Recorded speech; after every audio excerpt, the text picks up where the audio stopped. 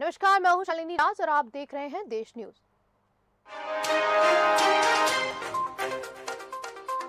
केरल में convention centre में blast, महिला की मौत, प्रार्थना सभा के दौरान लगातार हुए धमाके, जांच के लिए एनआईए की टीम रवाना। मिनट में समझिए प्रियंका के भाषण का सार, दमोह की सभा में मोदी शिवराज का नाम नहीं लिया, सरकार जाने क्या किया दावा।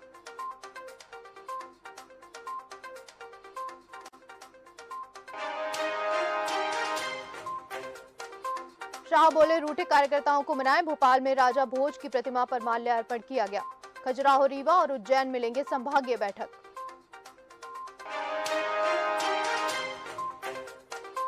इकाना में सिमटा पूरा Hindustan, hit man you highway my heart poster लेकर पहुंचे फैंस, लग रहे इंडिया इंडिया के नारे, सबसे ज्यादा कोहली की टी शर्ट की डिमांड। बच्ची की देखभाल मां से बेहतर कोई नहीं कर सकता, मद्रास हाई कोर्ट ने कहा, पिता ने 8 साल की बेटी को बुजुर्ग दादा दादी के पास छोड़ा। आइए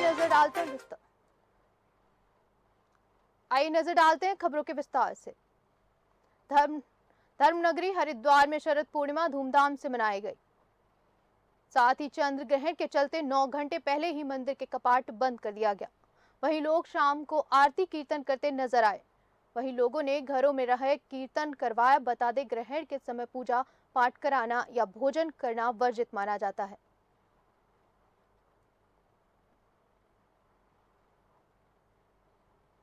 हरिद्वार पुलिस जनता के बीच पहुंची और अलग अलग थाना क्षेत्रों में चौपाल आयोजित कर नशे के संबंध में जनता को जागरूक किया।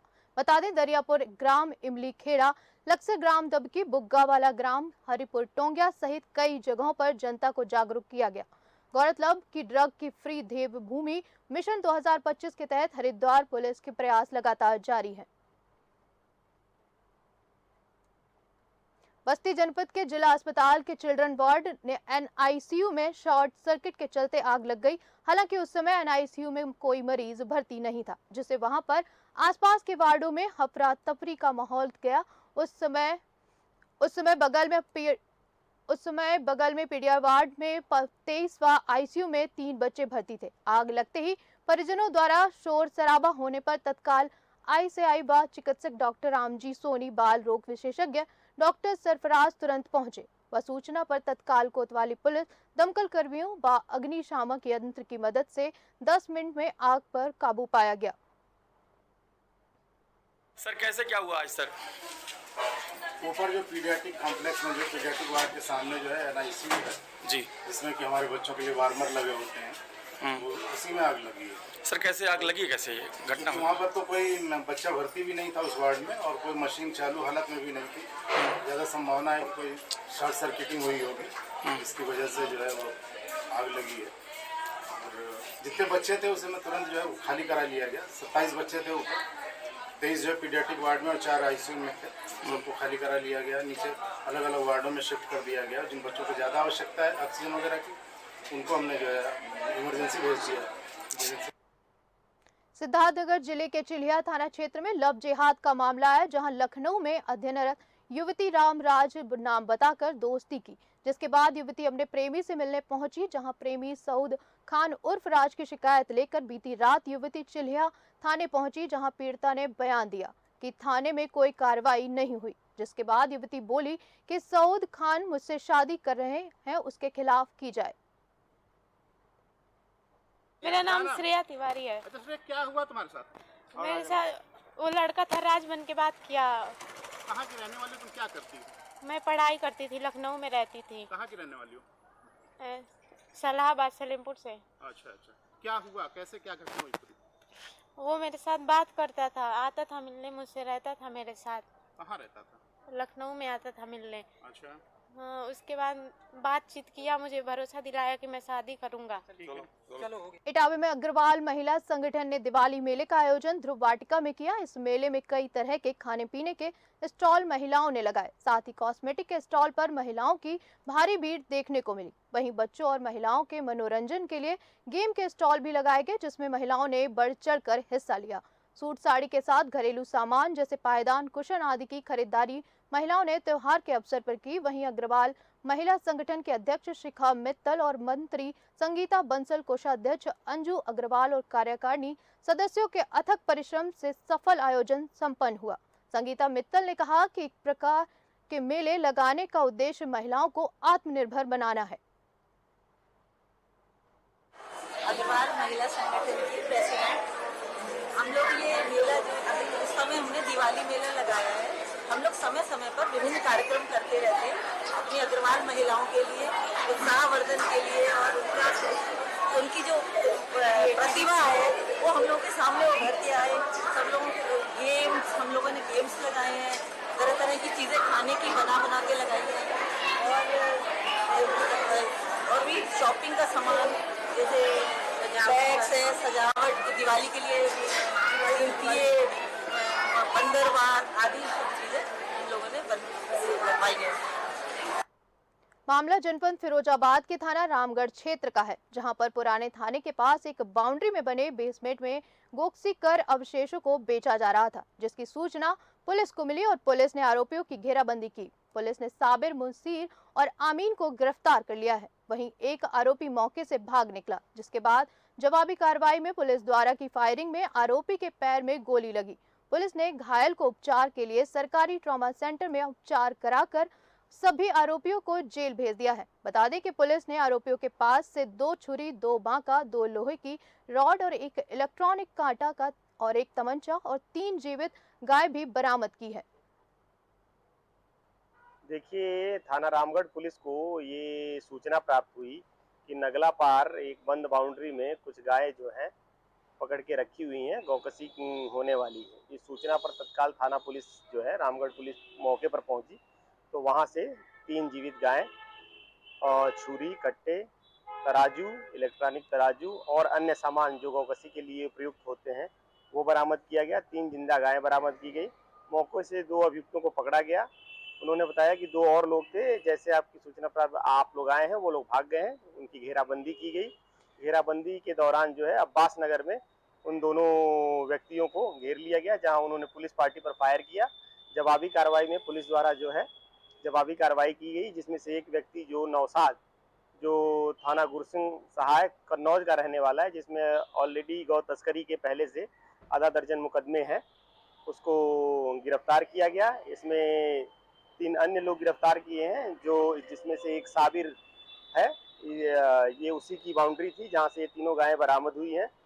साबिर, इसके अलावा 2 अन्य लोग मौके से पकड़े गए हैं। इसमें जो है सुसंगत धाराओं में अभियोग पंजीकृत किया जा रहा है और इनको जो है आज माननीय न्यायालय के समक्ष पेश किया जाएगा।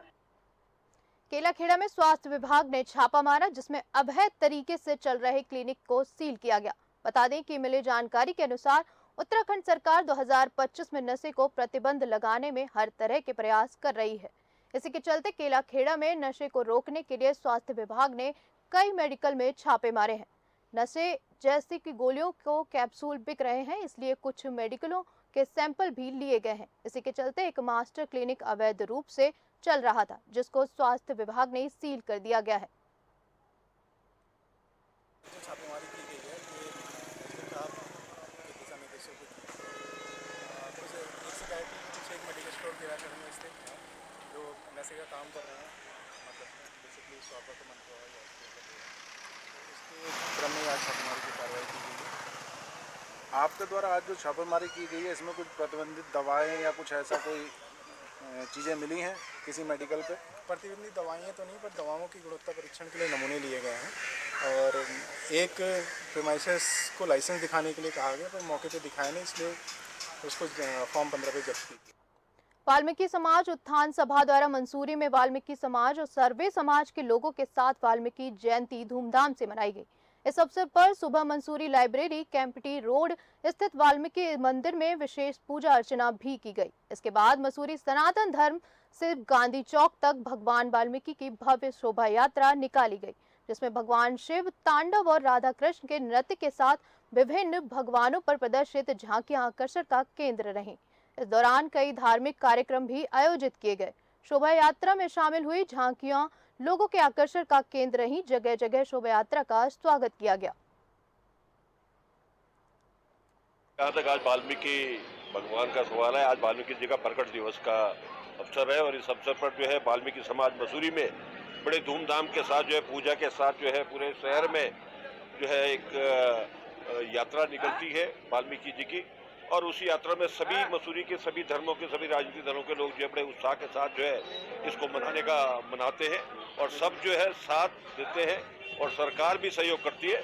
मैं तो भगवान वाल्मीकि से ही प्रार्थना करूंगा कि सबको अपना आशीर्वाद दे और इस समाज को आगे बढ़ने पे अपना योगदान जैसे पहले से ही उनका है वैसे ही योगदान इन वाल्मीकि समाज को मिले, यही मैं उनसे आशा करता हूँ। और भगवान वाल्मीकि के बारे में क्या कहना है, वो तो एक ऐसे महान व्यक्तित्व है जिन्होंने जो है वाल्मीकि रामायण तक लिखी और जो समाज को एक नई दिशा और दशा दी है। आप सभी लोगों को वाल्मीकि प्रकट दिवस की हार्दिक शुभकामनाएं। पूरे प्रदेश पूरे देश के लोगों को, जो मसूरी आए हुए सैलानी हैं उनको भी हार्दिक बधाई। वाल्मीकि प्रकट दिवस आज से नहीं वर्षों से मनाया जाता है और ये हमारे एक ऐसा त्यौहार है कि हमारा सबसे बड़ा त्यौहार वाल्मीकि कम्युनिटी का यही होता है। सनातन धर्म में बाकी हम सभी त्योहारों को मनाते हैं, लेकिन एक वाल्मीकि प्रकट दिवस को हम बहुत ही हर्षोल्लास से मनाते हैं। लेकिन हम ही नहीं, मसूरी शहर की एक बहुत बड़ी खासियत है कि मसूरी के शहर का हर व्यक्ति हमारे इस प्रकट दिवस में अपना सहयोग देता है और सभी लोग इसको मिलके बड़े धूमधाम से मनाया जाता है। खबर हरिद्वार से है, जहां ज्वालापुर क्षेत्र में एक ऐसा डेयरी है जहां पर मार्केट से कम रेट पर रसगुल्ला मिलते हैं। गौरतलब है कि जो रसगुल्ला मार्केट में मिल रहे हैं वो 250 रुपए किलो है, वहीं उजाला डेयरी में रसगुल्ला 120 रुपए किलो दिए जाते हैं। बता दें कि यह मिलावटी रसगुल्ला खाने से बीमार भी हो सकते हैं। वहीं बता दें जल्द ही किए गए फ्रूट अधिकारी द्वारा जो उजाला डेयरी पर कार्रवाई की जाएगी।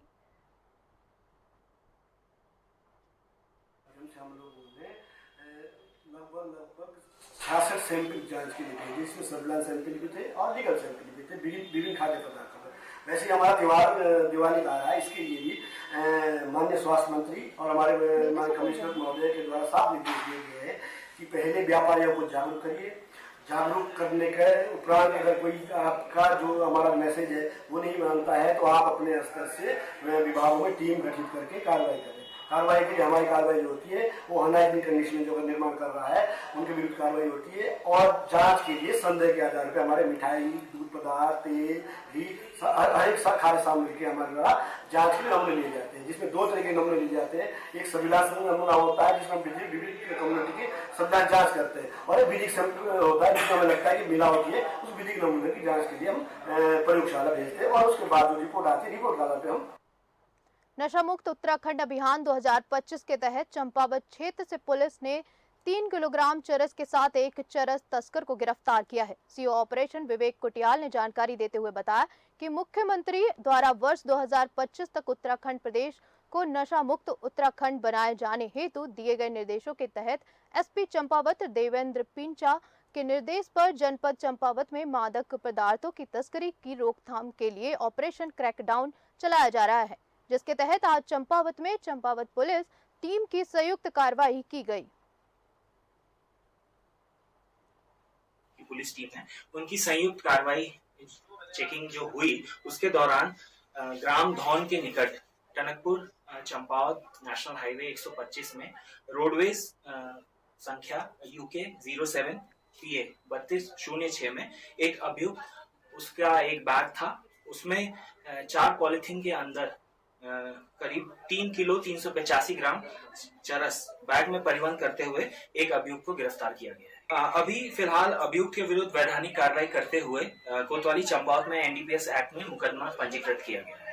फिलहाल अभी अभियुक्त से जो पूछताछ हमने की उसमें उसके द्वारा ये बताया गया है कि जो वो अभियुक्त है वो गाँव में अपने जो भांग की खेती है वो 2 वर्षों से कर रहा था और ये जो चरस है उसने वहीं से खेती करने के साथ साथ तैयार की है और अभी वो फिलहाल टनकपुर में जो हमारा पूर्णागिरी क्षेत्र है वहां वो बेचने जा रहा था। इसी के साथ लगातार खास खबरों के लिए देखते रहिए देश न्यूज।